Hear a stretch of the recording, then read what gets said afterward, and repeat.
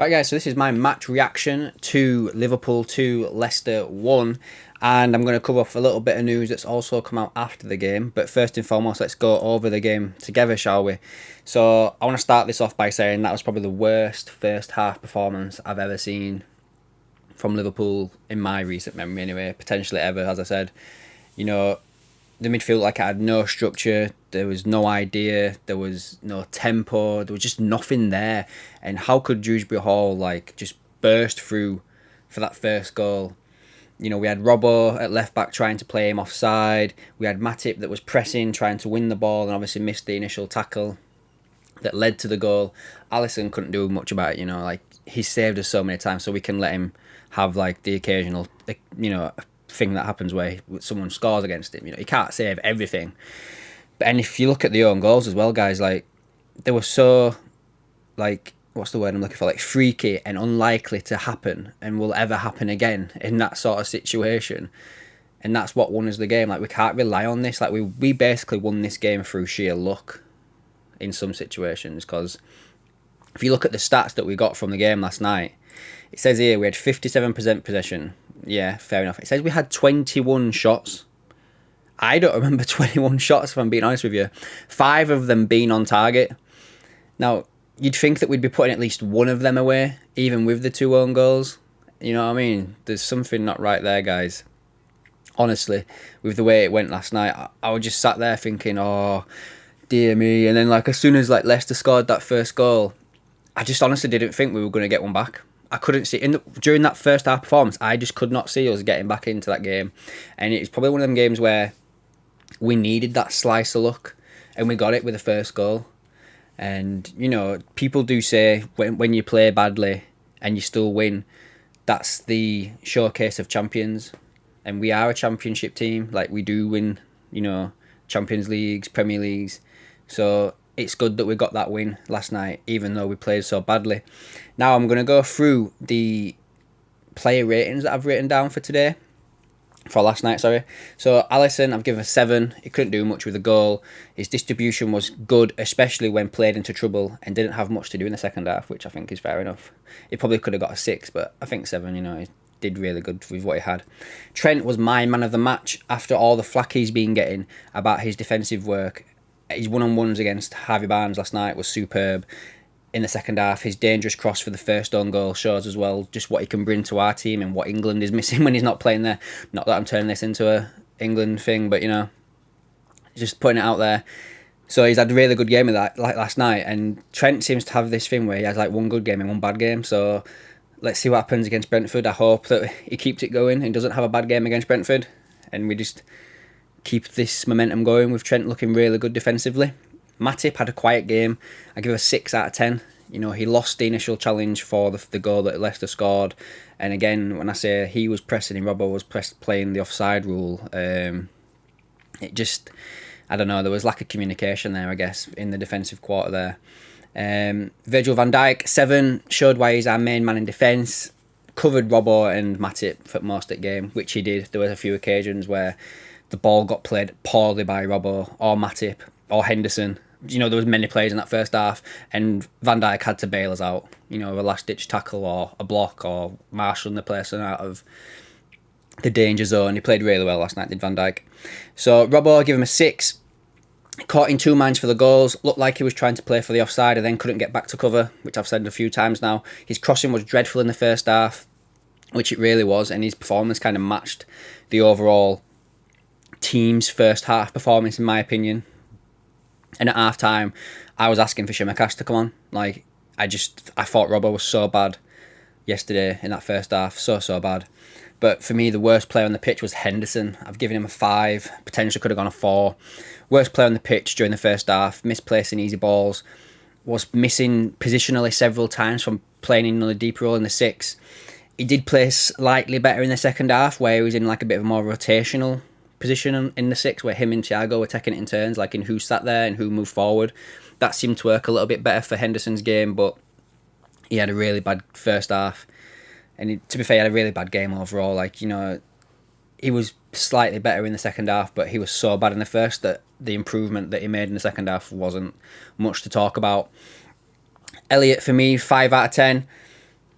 I think the past few performances we've seen from Elliot in midfield has shown he's still learning that position, and maybe he needs a little bit more coaching and what he needs to be done. I've got an idea of where I think Elliot should fit in our midfield when we get the players in that we're supposed to be buying. You know, he was overzealous trying to win the ball back, which resulted in him getting injured a few times. You know, when he was laid on the floor, that was due to him losing the ball and trying to win it back so fast. He injured himself, and that's, you know, it's going to come with time where he's going to learn how best to tackle and stuff like that.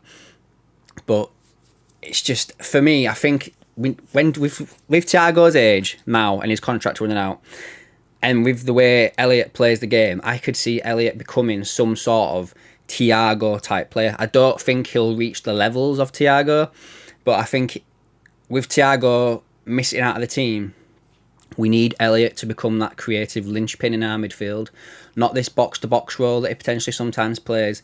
We need him to be like the link from midfield to the front three, and he needs to learn that a little bit better, for me, just Elliot.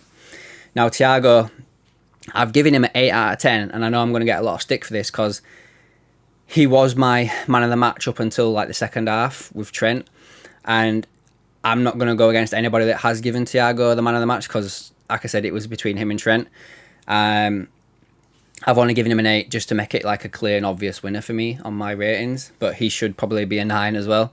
But I've written down, like, again, another masterclass from the guy. We need to sort his contract out with it ending after next season. He was the best player on the pitch alongside Trent for me. Some have given him man of the match, and I can't argue with that. I really, really can't. He's got some, like, incredible stats from last night's game. It's just, it says here he had 112 touches, which was the most on the pitch. 92 passes attempted, most again. 88% pass accuracy. He won 12 of his duels. He won the ball back 8 times. He got into the final third 10 times. He created 2 chances and he had 2 successful dribbles. He absolutely ran the show last night, guys. He really did so well. Did did Thiago. Don't know why I said Trent then. Ox for me, 5 out of 10.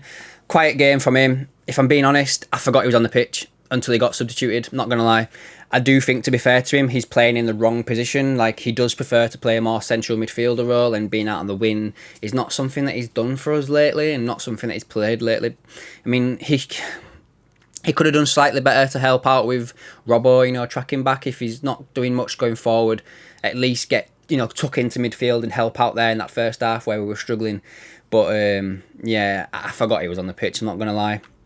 Salah, 6, another quiet game for me. It seemed like Leicester had a plan for him and managed to find space. He only managed to find space when Darwin started going, you know, with his pace and stretching their defensive line. And his link-up play with Darwin is getting better game by game. It really is, guys.